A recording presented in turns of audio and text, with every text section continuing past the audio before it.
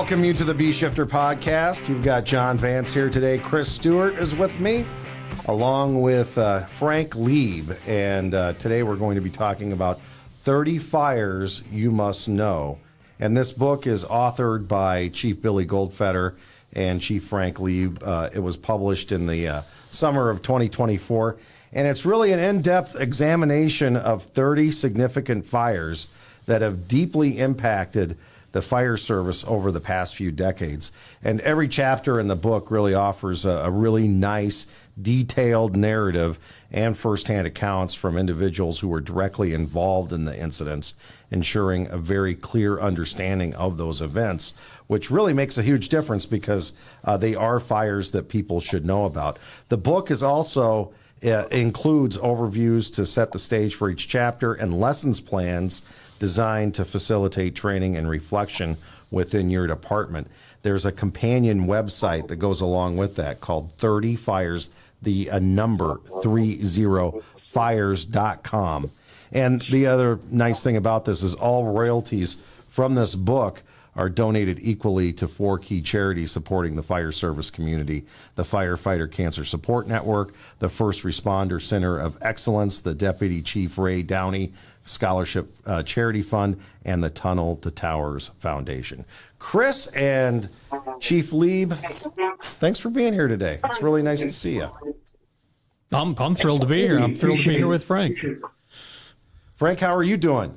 Now, we are going to air this episode, just to be clear, sometime in March, but you have a birthday coming up, I understand.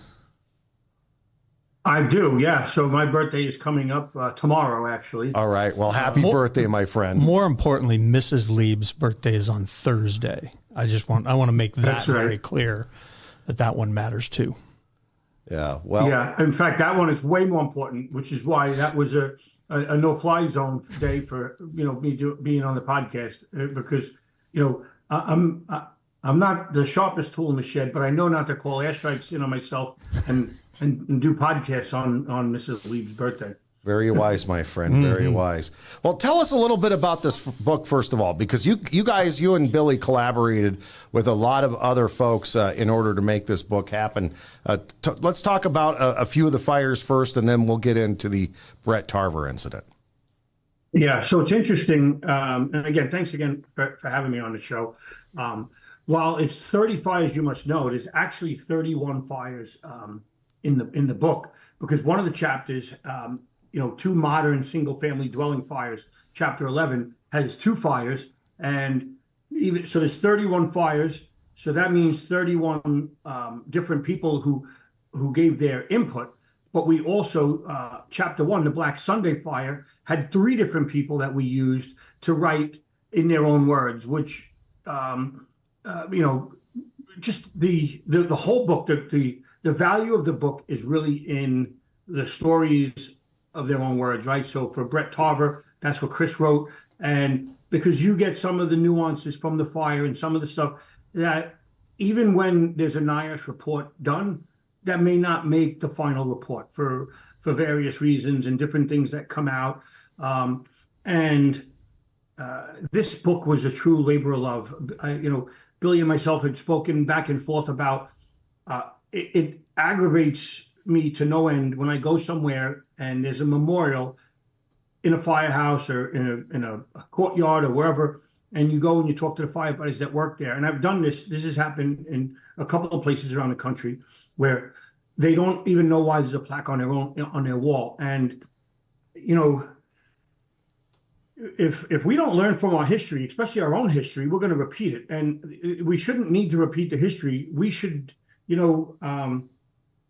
we should be better than that, and not just learn from our own history, but learn from others, because when we lose a brother or sister on the fire ground, it is a generational impact.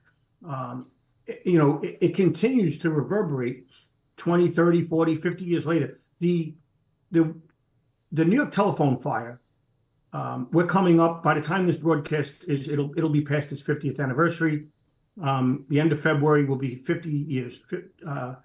And it's still, knowing Danny Noonan's, his daughters, his cousins, and just seeing the impact that has, right? And Danny passed away last year, which you could say he was one of the lucky ones that he lived a relatively long life, even though he battled occupational cancer for a long time. But you know, we have to understand the history. Far too often, we're historically illiterate, and when we're historically illiterate, we run the risk of having to repeat lessons and put families and our brothers and sisters and ourselves through a great deal of grief and pain, perhaps unnecessarily, because these are, in this book, these fires, these 31 different fires, are fires that can happen anywhere in any community. From whether we're talking about a Knights of Columbus Hall or a McDonald's, a propane explosion, these are all, or a supermarket in Phoenix. These are everyday occupancies that every community has. And even, places of worship like the Ebenezer Baptist Church fire in Pittsburgh. I mean, every community has these type of buildings. There are several of these that we talk about when we do our classes, in particular the Hackensack Ford fire. And I am just amazed how much coverage that had at the time, because we had FETN at my department. So remember the old FETN was real educational, and they covered it extensively. And people just don't know about it, and now I'm able to refer them to the book to say, hey, there's more about that fire here and some of the other ones. But we owe it to the fire service to let people know. And a question for you guys, and I don't know if there's an answer to this, but Jeff, who we work with, says firefighters have this flaw that unless it happens to us, it didn't happen. It's kind of a proclivity towards that. How can we change that? I mean, of course, the book helps, but how do we get the book and the information into folks' hands so that we change that pattern? Well, the term that Frank just used, historically illiterate, that might be the best way I've heard it put in quite a while. And that's truly not knowing and understanding some history or the things that have occurred that have put us in bad positions or had bad outcomes, and the recognition of, I don't want to do that again, or I've got to learn from that so that I don't put myself in that position. I don't put my crew, my company, all the firefighters at the incident in that same position. So, I think Jeffrey's right, and Jeffrey's right about a fair amount of things, right? And that we do, you can tell me the stove's hot, but I still am going to touch it just to make sure that it's hot. And that's not a long-term successful plan for how the fire service is going to improve.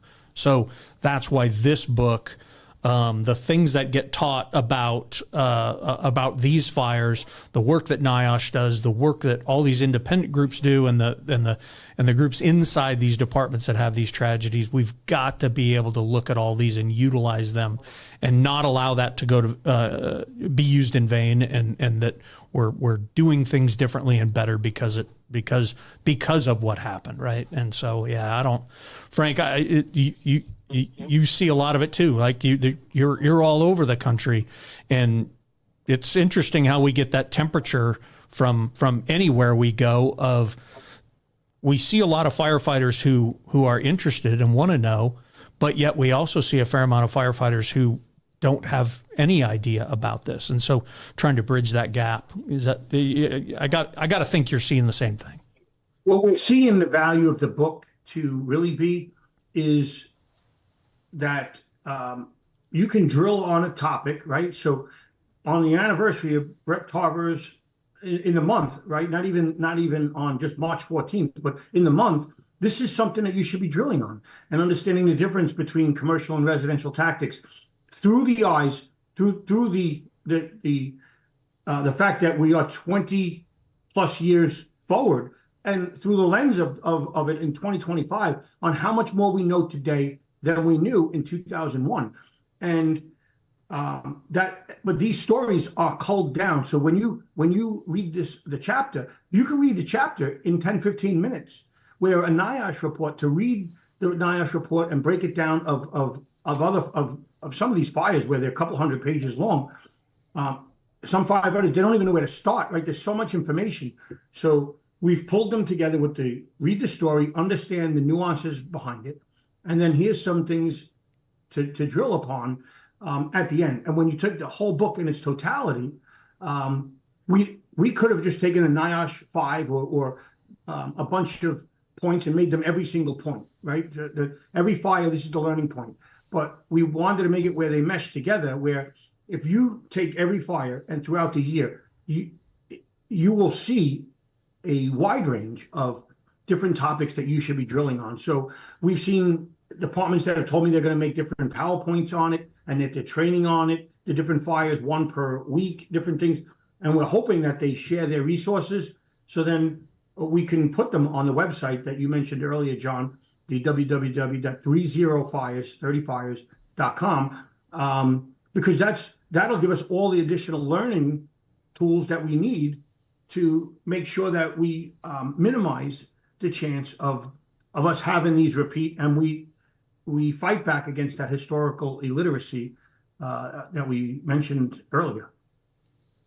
Well, we are coming up on the anniversary of the Brett Tarver fire at the Southwest Supermarket, and maybe to transition into that and talk about that incident and really what we walk through with the book. But what was that day like? What were the pre-fire conditions like? What led up to this event that ultimately took Brett Tarver? So it was March, early March 14th to be exact. And it was like Phoenix can get in March. It was starting to get hot already. We were up into the 90s and, beautiful desert weather. And what typically comes with that is a fairly strong wind out of the south, or typically out of the west or the southwest. And so on that day, a guy who had been, arrested previously for shoplifting in the store, is upset at the store. It's kind of a longtime community grocery store. He goes over to the grocery store and lights the cardboard on the outside in the loading dock area on the southwest corner of the store, and lights that off. It just so happened to be that was the windward side on a nice, breezy, windy, warm day. So it kind of was the perfect scenario, if you will, for not only that fire building, but then extending very, without much resistance into the grocery store. So it was kind of a whole bunch of stuff coming together, and maybe we'll tie it all to put a bow on the beginning is Engine 14, who's the first new engine company, to that address, is out of service, getting work done on the rig. So they're not even in quarters when the fire begins. And what was the original call for, and what was the dispatch dispatched as? Was it dispatched as a structure fire, or was it dispatched as an outside fire? No, it was dispatched as a garbage fire, a trash box fire. Second due engine gets it, engine 24. They're coming from a little bit farther away, so they're maybe 4 or 5 minutes away. But it doesn't go unnoticed very long. So Engine 14 sees it coming back from the shop, coming back to quarters. Battalion 3, who's the battalion chief for that area, they see the smoke. They all started heading that way. And then soon after Engine 24 arriving and figuring out what they had going on, and some complications with down power lines and arcing and unable to get water on it right away, the Battalion 3 recognizes the issue, and they ask for a first alarm assignment. And so in our system, that was at the time, it was 4 engines and a truck and a couple battalion chiefs, or 4 engines and 2 trucks and a couple battalion chiefs. And he gets help coming very quickly, but it tends to spiral a little bit from that point with trying to access it and figure out exactly where the fire is. And then, to Frank's point, knowing what we know now, if we have an exterior fire extending to the interior of any structure, residential or commercial, we need to start at that exterior fire and then work our way to the interior for the most effective fire control. So we didn't really know that at the time. It's kind of what happened, but it really there were things getting in the way of us actually doing a better job that day of getting water on the fire. Frank, what's your experience with those outside fires that become inside fires? Do you have you seen this generally happen? Because I know there are a couple of occasions in the book where you're talking about a few similar incidents. To where the fire started, and everybody wants to be. We luckily, right, we have a fire service that wants to be interior firefighters, and they want to go inside, and they do that. But we need to make sure that we're getting fire. We need to get water on the fire when it starts on the outside. On the outside, right? The chapter ends with a pretty good quote, right, Chris? I got to find it because it's a great. The last quote really drives home the fact, but it happens way too often. So in the end, the safest way to do something is also the quickest and most effective, and must become the only way we perform.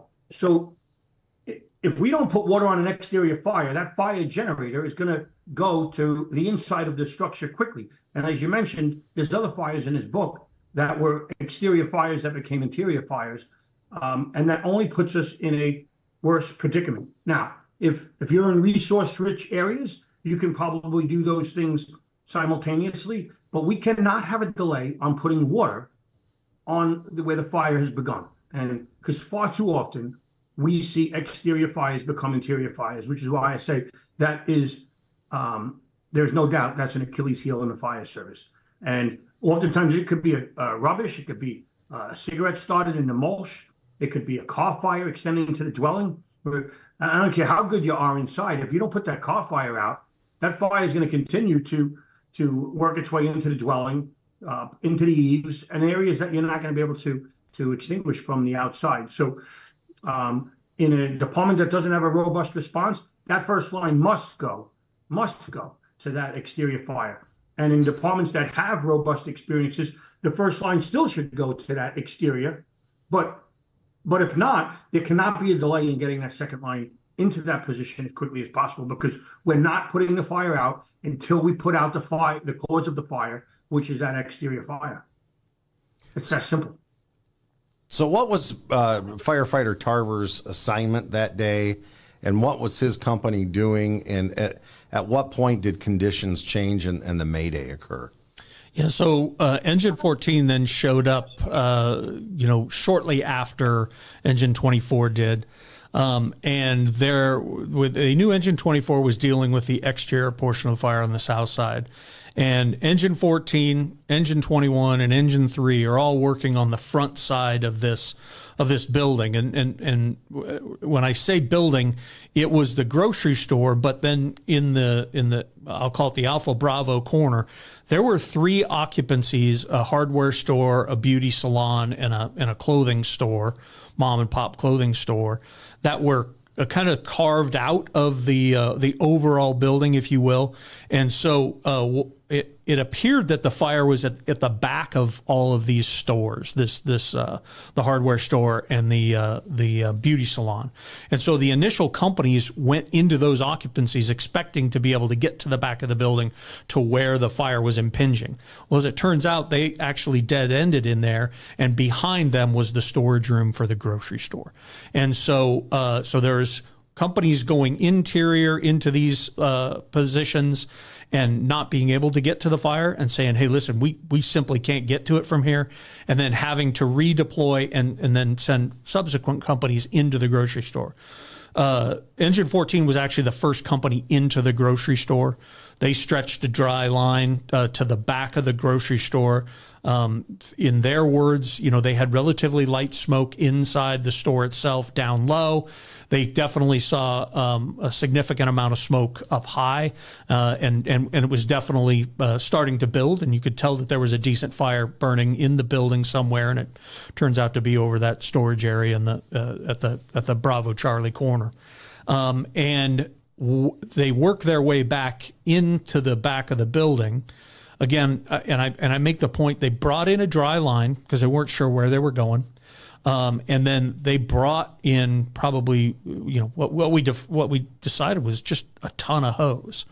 And once the line got charged, it created big coils of hose. And then when the water charged charging the line also caused it to expand, knocking a whole bunch of stuff down from displays.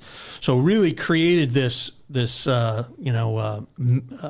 maze and obstacle course, being able to get from their position in the back of the store out to leave through the front the way they came in.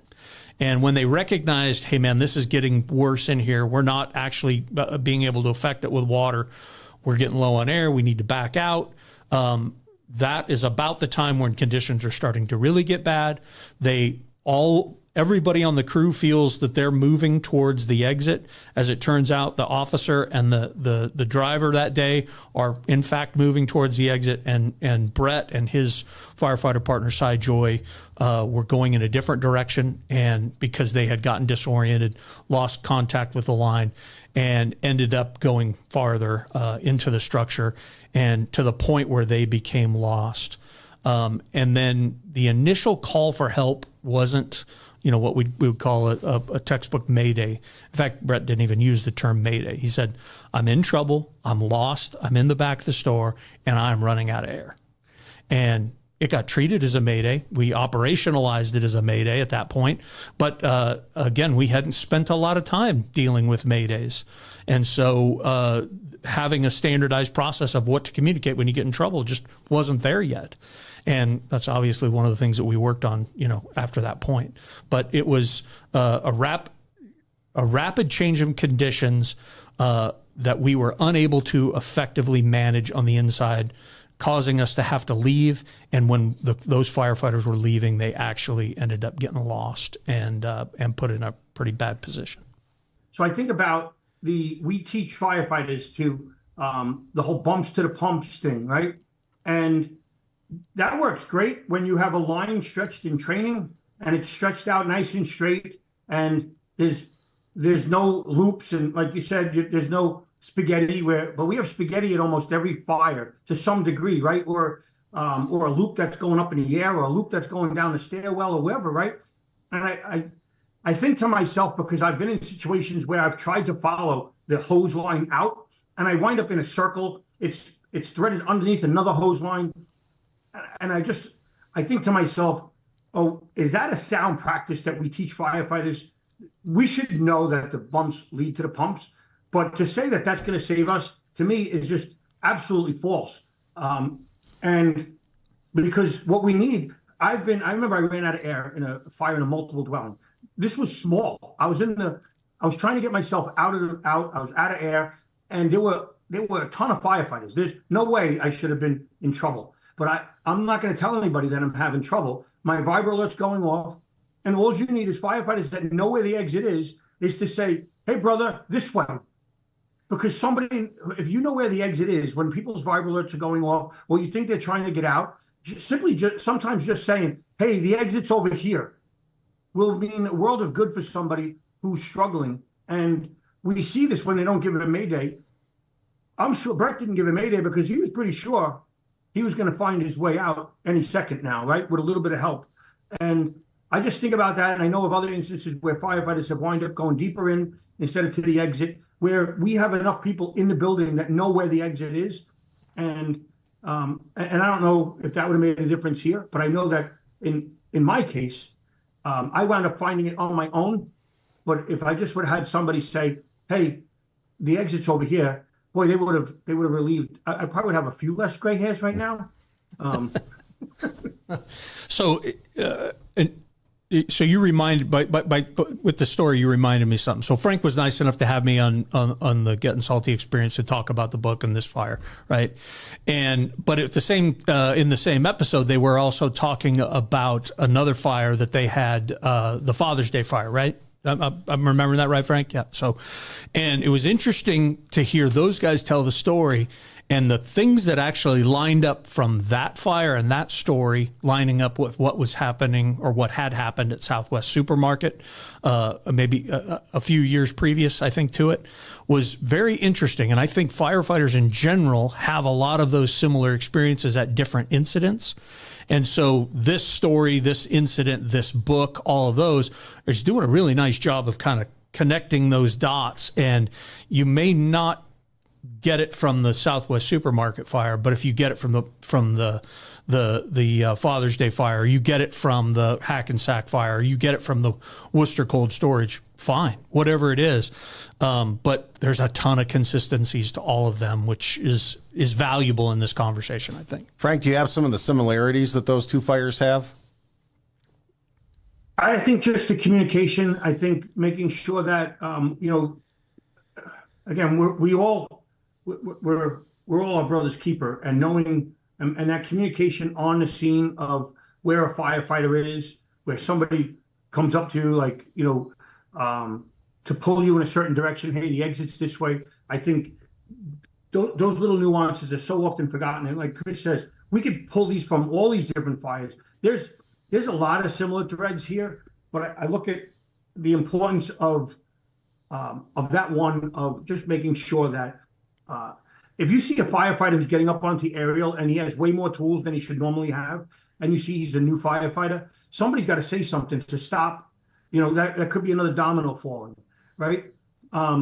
We are safety is a byproduct of our training, and our ability for our well-trained firefighters on scene, when they see someone who may not be as well-trained, we have to say something when we see something that could lead to a serious injury or death. And so that was all. I know I didn't answer your question, but there's I got to think about that. What are more of the threads that we could pull from the two of those fires? But it was another point that as I hear Chris talking, I'm like, oh, we could talk about this, right?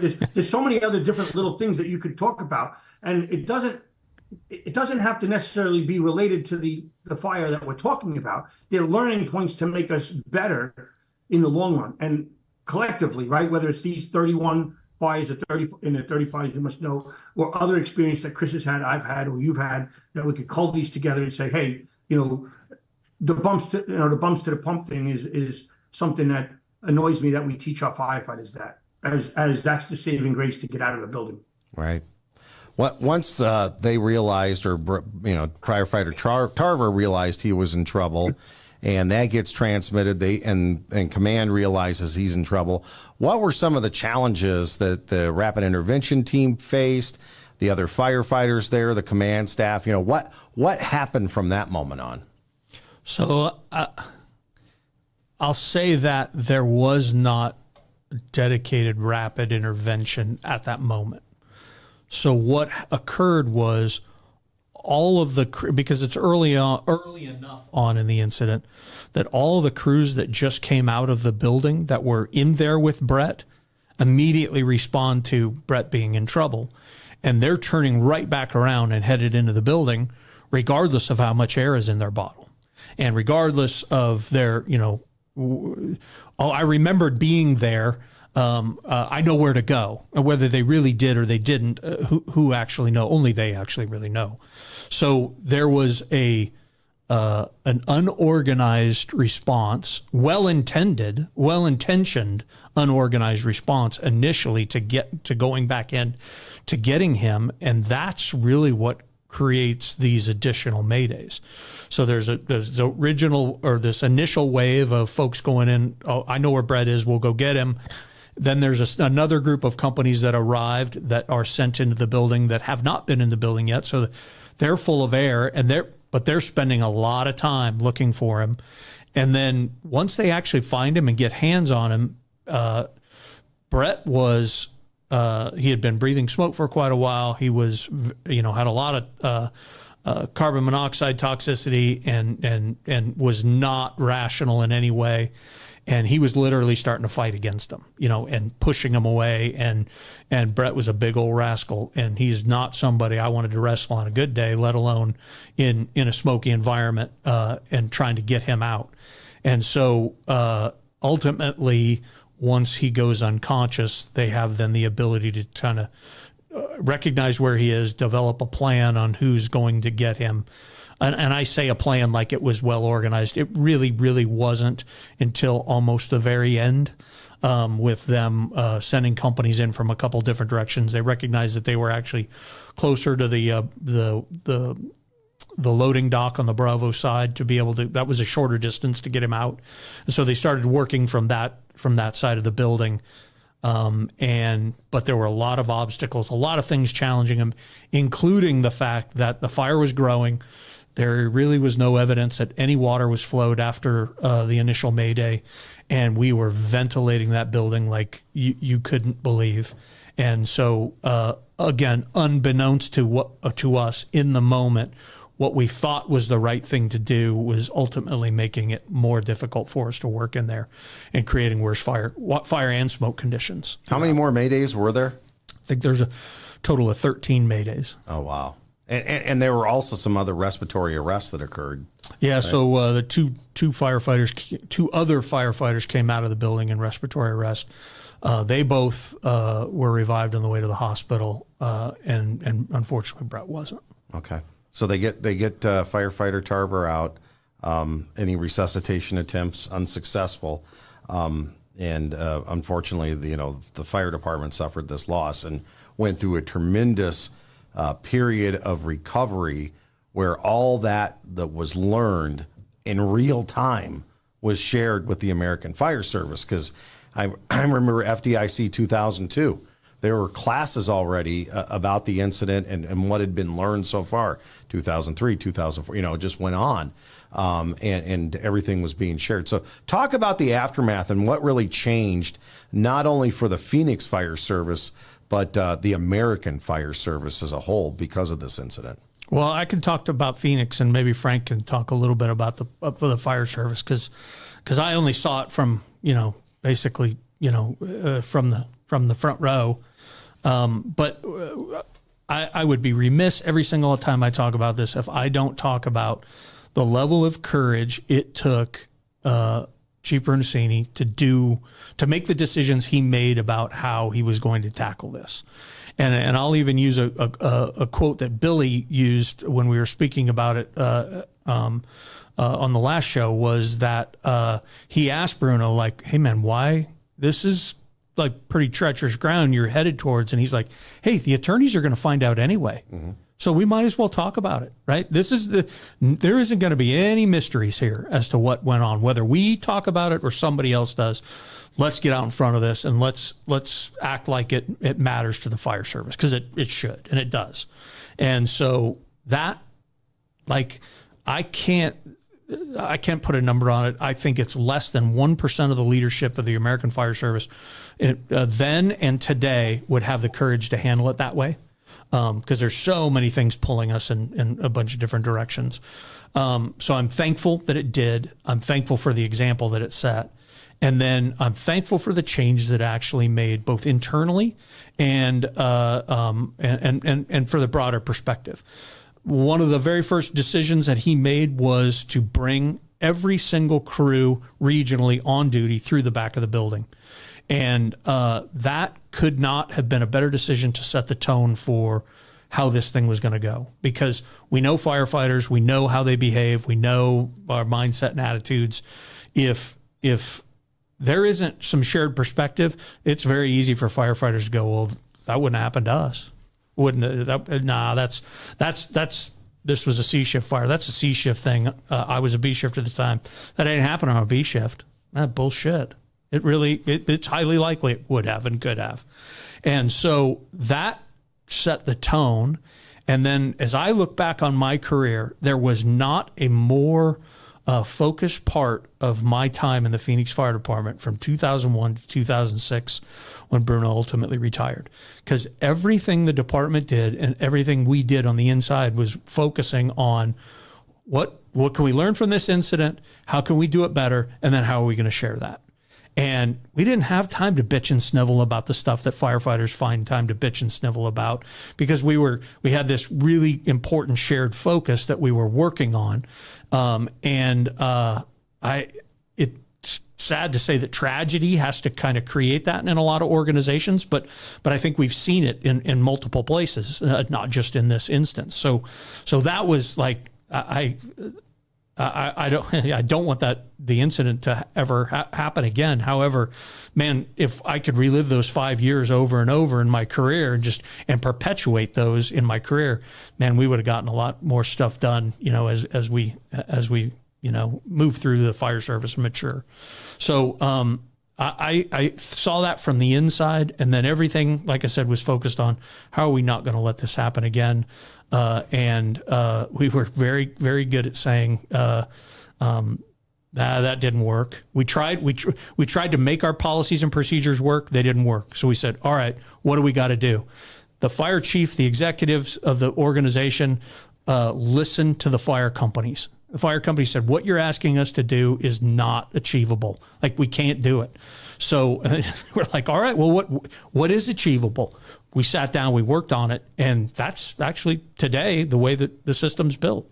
And we've exercised it, and we know that it works, and we spent the time to practice. So I know it was one of the things that we talked about in the chapter in editing it, because I had a line in there, there's no firehouse accountants doing the math here on what actually happened, because we brought in real people to actually measure data and do the things that we needed to get better. So that's what we were focused on, and that's what I felt in my experience inside the fire department. And you and Frank probably have a better clue of what happened outside than I do.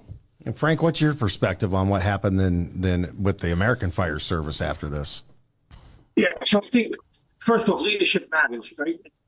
That can't be lost on this, right? So I know that anytime at FDIC or a conference, when someone's going to speak about a fire, especially one where somebody lost their life, I attend that. And I remember attending one on this fire, and it was standing room only. Like, everybody wants to learn from these instances. But, in this book, when we were determining which fires we were going to highlight, there were departments that did not want their fire featured.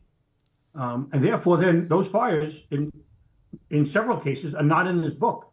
And in some cases, so time has a way of making it where it has a better chance of being in the book. A firefighter that may have lost their life last year, maybe it's a little too soon, but there were departments that didn't want this. So when you think about the leadership, and Bruno set the tone for what was going to happen in his department, and it happened in his department. The report was released not even a year later, right? The day before, a year later. Like, that's exceptional. And that has set the bar for when these reports should be done for the 1 year anniversary. That's the FDNYR reports. We strive for 1 year. I think that fire, to me, one of the immediate takeaways from it was the fact that when someone has been exposed to a high level of CO, that they become irrational. Like, we have to be thinking of that. That when we have somebody, we need to, the person's not rescued until you have them and you transfer them to EMS. That we get them off of the scene. That was something I had never even thought about. Today, with the cyno kits and the carboxyhemoglobin that we could administer on scene is going to increase the likelihood not only of civilians surviving a fire, but also firefighters. So if you don't have those kits available, everywhere should have those. And if you don't have them in your department, or you're a small department, then get together with other departments and make sure you have them coming to every working structural fire. The modern day medicine has changed the game. I think some of the research into tactics have been as a direct result of what came out of that fire. Don't use residential tactics on commercial fires. That's something that we preach and talk about today a lot. Your big box class could probably even be related back to its origins was some of these fires, right? The Scotty Dean fire in San Antonio was in a CrossFit gym. The Sulphur Superstore was a large retail store. This was a large retail store. Even the Knights of Columbus, while not the same size, right? It's the firefighter the mindset shift, and now the research all these years later about all these different things, the way we have to attack a fire that's in a large area, a large volume area, has has been a game changer. And we're not done. We're not done learning about these, because now these buildings are getting bigger and bigger, and our ability to protect them is becoming more and more of a challenge. I think about these. You have a fire in the middle of a Target store or a Home Depot, or and like, how far in can we go if the sprinkler system's not operational, and be able to successfully get people out and extinguish the fire? Because and think about the Amazon and Walmart distribution centers. Like, if these sprinklers aren't on, like, this is like the next level from these supermarket fires and these CrossFit gym fires that are featured in the book. That, hey, what's the plan? What's the plan with these? Because if you're using 30-minute bottles, that's not going to be effective. A 45 may not even be effective. So having a plan, these are challenges that we're still going to see the impacts of, which I believe largely got the origins from this fire. And as we continue to build off of it, the building blocks of a seminal fire such as this. So there's an interesting story connected to this. The day before the Southwest Supermarket, a young NIST scientist named Dan Ramczykowski was with his staff in Phoenix getting ready to burn a Bowstrung warehouse. And they had been at the building setting it up. That fire happens the Southwest Supermarket happens the next day. They're supposed to burn on the 15th. They're supposed to do the experiments on the 15th. Obviously, that gets put off for a while, but then they come back and do that. And one of the things that we changed in what we were looking for in Dan's original experiment was oxygen levels and carbon monoxide levels inside the building. And that was directly related to what occurred and what happened to Brett in the building. So, like, Dan was able to not only do what Dan was going to do, but then add another layer onto it, which really was the first time we've looked at that stuff, and it was incredibly valuable. And then Dan goes on to, as I like to say, Dan is my favorite scientist. Truly 100-pound brain guy.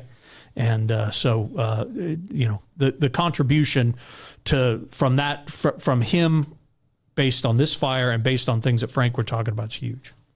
What message do you guys want firefighters to take from this incident that we can ensure that the legacy of Brett Tarver and what happened here continues to live on, so those lessons are passed on to the future firefighters? I'm going to say, the first thing I'm going to say is, if we would have or could have been successful at putting the fire out, Brett never gets lost and Brett never runs out of air. That's like number one. So that focus on putting water on the fire matters. Putting the fire out matters.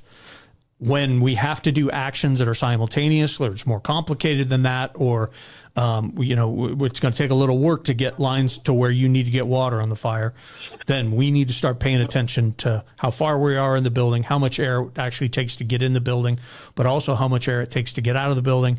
And then an incident commander's got to have a plan and organization for layering resources in order to be able to do that effectively and keep the work going. So, I think that's as brief a summary as I guess I could give for the things that we took away.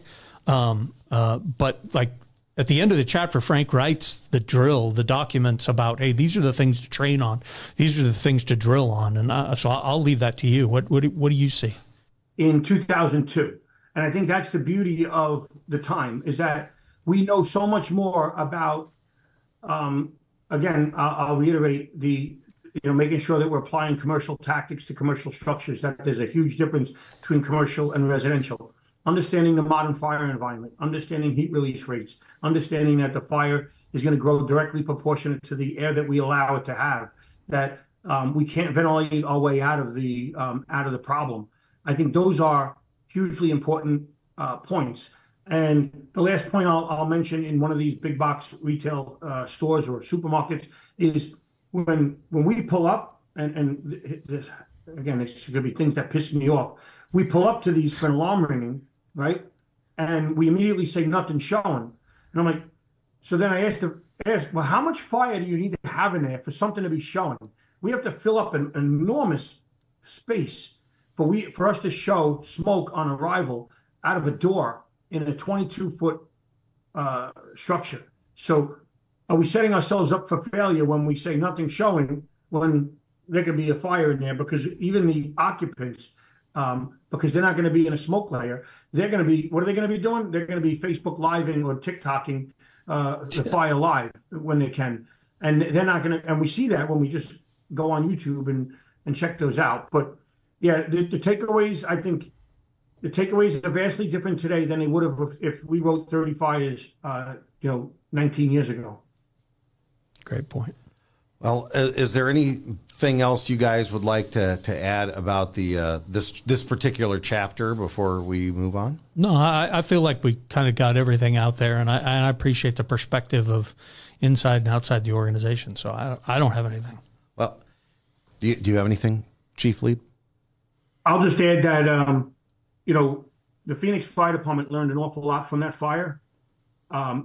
And so did the American Fire Service. That there's a lot of stuff that was a lot of strategies, a lot of tactics that took place there that were taking place everywhere, all around the country. And this fire shed the light on that and has led to a lot of the research and to where we are today. And the ultimate aim of this book is to educate firefighters on these incidents to ensure that the lessons learned don't become lessons lost. And the fact that, Chris is putting himself out there, he was willing to write about this. We walk a fine line when we critique fires and, Monday morning quarterback and whatever, right? So, and this book walks a fine line with that to make sure that we are honoring our brothers and sisters that paid the ultimate price so we could preserve lives and property in the future. 30 Fires You Must Know. It's authored by Chief Billy Goldfeder and Chief Frank Lieb. Get the book, pass it on to people. It is well worth the read. It should be part of your training library. Chief Lieb, thank you so much for your contributions. I know we appreciate what Chief Goldfeder did here. And Chris Stewart, thank you very much for your contribution to this one too. And I think it's something that we talk about. I talk about it every month. Once a month at least. Truly. We're talking about the Tarver incident, and even reading through this and looking at the drills that were put together, it tripped some more light bulbs for me. So it's something worth revisiting, even if you think it's a fire you know about. Go revisit it, learn a little more about it, get those drills, and pass it on. Absolutely. All right, Chief, do you want to stay around for Timeless Tactical Truth? Absolutely. All right, here we go.